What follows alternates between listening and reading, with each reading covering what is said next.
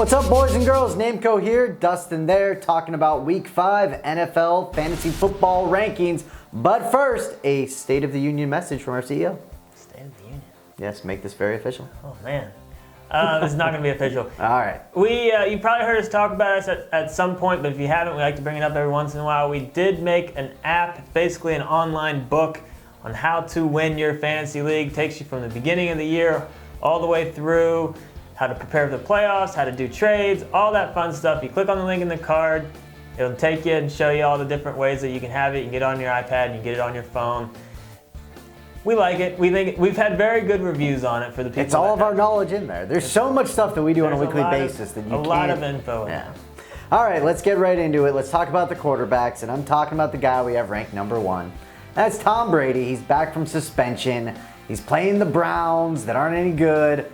And there's a very good chance that him and Belichick decide to stick it to the league and him throw 800 times and statement. And if you had him and you draft him, you're 100% starting him this week.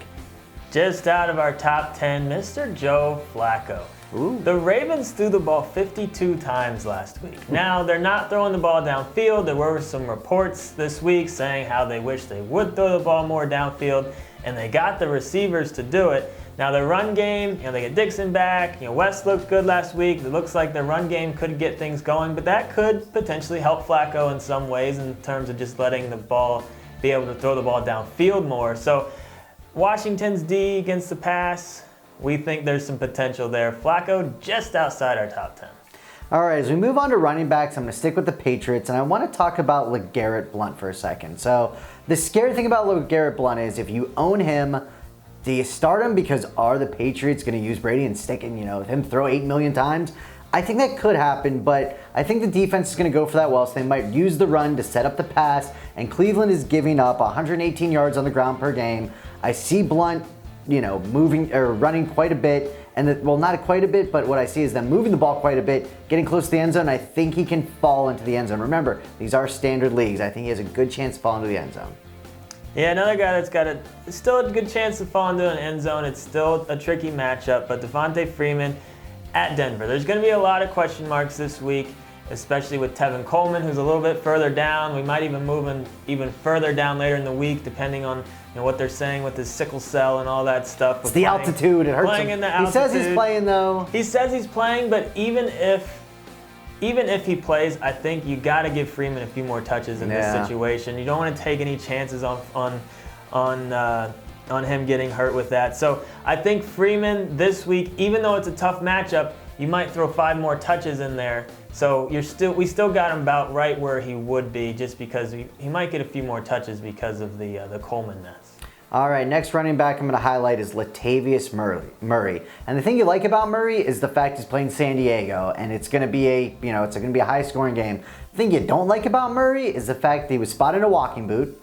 That's never good. But the report kind of said he's been on and off this walking boot, so it doesn't look like he's going to a lock to be out.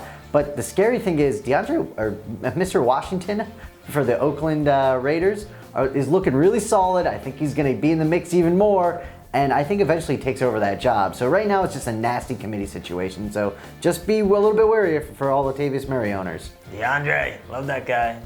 Love that guy. James White is next. Wanted to talk about him just because he was drafted in pretty much every league. Everyone thought he would kind of take over the Deion Lewis role. But with Brady out, that didn't really happen. But with Brady coming back this week, it's very possible James White goes back to doing what we thought he was going to do when he was drafted. I mean, when the thinking was, with Brady out, they'll be dinking and dunking and White's still going to have value, but that didn't really happen. But we're thinking Brady puts White back on the map. Even in a standard league, he could have they like to do those little wheel routes or whatever, send the running back out there. He could get a long touchdown. Yeah, it's a little more complex with Brady at the helm. Let's put it that way. A little more options out there. All right, as we move over to wide receivers, I'm going to talk about Hopkins, and I'm sorry, Hopkins owners. I know it's been rough week, beyond challenging. Last week was bad. I think last year he didn't have 2 games with below 80 yards back-to-back. This year he's already had 3 games below 60. It hasn't been good. And now, great, he's playing Minnesota, and we all know I love me the Vikings defense, and I love their corner roads. So why is he still ranked as pretty much a must start at number 12? it's still DeAndre Hopkins. You just have to keep betting on him. You took him in the first round for a reason. You gotta, even though it's a tough matchup, you gotta give the starts. I think they try to force feed him even more this week to try to get him involved, and he is always the chance for a touchdown in the red zone. Next, we'll talk about Marvin Jones. Now, I will say, I don't like Marvin Jones as much as a lot of people. I think having him at 15 is fine for this week, but Philly's D is tough. I think Marvin Jones is a very good receiver. He's already starting to come back down to earth. I think he will continue to come back down to earth. And he's got a tough matchup against Philly. He's not a guaranteed starter for me this week. Brent likes him, I think, a little bit more than I do. But I'm not loving it. I think he's still a great sell high guy, but he's a good sell high guy. But Marvin Jones this week, I think, he scares me a little bit. He scares me a little bit. All right. You make it sound like I'm in love with the guy.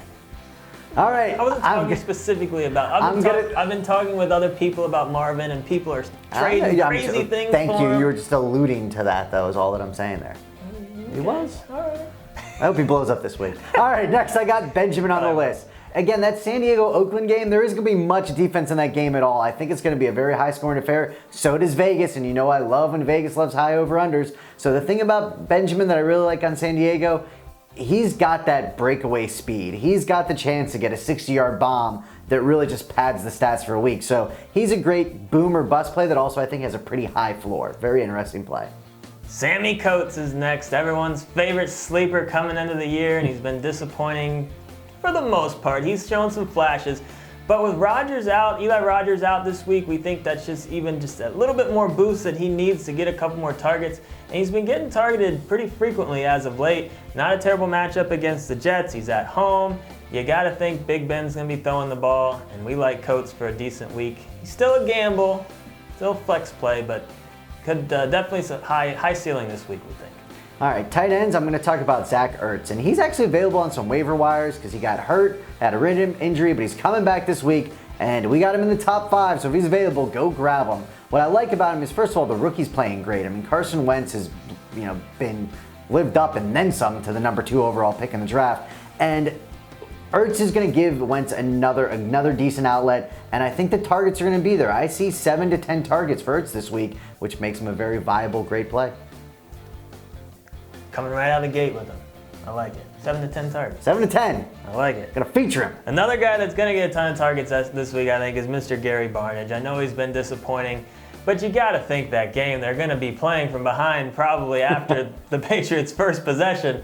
So Barnidge, you think the Patriots will probably feature Pryor, try to shut him down. Barnidge is going to get some targets. He might not catch a ton, but you got to think double-digit targets. They're going to be throwing the ball, though. It's definitely possible. All right. I would say so. Defense. I might talk about them every week. I am so in love with the Vikings defense. I don't care about Seattle. I don't care about Denver. The Vikings to me are the clear-cut best defense in the NFL. I love their corner play. Oh, the Joseph in the middle. I just love everything about them. And I think this week, Eli didn't let him sack. Eli, anytime they got even thought about pressure, would be thrown in the dirt in the Monday night game. Osweiler ain't the seasoned vet that Eli Manning is. And I think they're going to do some interesting schemes, interesting blitz packages. They're going to get sacks, and I think they get turnovers as well. I love them. Do you like the Vikings? I freaking love the Vikings D. Got them in like every league, basically. I love them. I think he likes the Vikings D. They're so good. They're so fun. I've never had so much fun watching a defense play in fantasy than this fight. Joseph in the middle. Did you see him pick up Darkwater and just literally like he was a child? He ran by and just picked him up, turned him around. I think Brent likes the Vikings defense. Another good defense, Buffalo Bills. They have been very solid this year. They have been an impressive defense. They got the Rams this week. I like them. If you have the Bills, you're almost starting them guaranteed, unless for some reason you have the Bills and the Vikings. Because you got to start the Vikings. And then you're the happiest person in the world. But best defenses ever. Another thing about the Bills, they got 2 more cake matchups coming up. So if you're in a win now situation, not a bad idea to try to trade for the Bills. We have no issue trading for defenses. I've done it before. If they're going to serve you for what you need them to do, trade for them. You start a defense every week. All right, Dustin, what can they do? Give us a thumbs up. They can subscribe. They can like us on Facebook. They can leave a comment. Leave a comment. Do some things in the forums. Instagram. Follow us on Instagram. I have a note on my paper that I need to bring a light to Dustin for shooting tomorrow, so I'm only going to throw part of my paper. Good luck this week. If you got any questions, post them in the forums. Look it. That was pretty good. So money.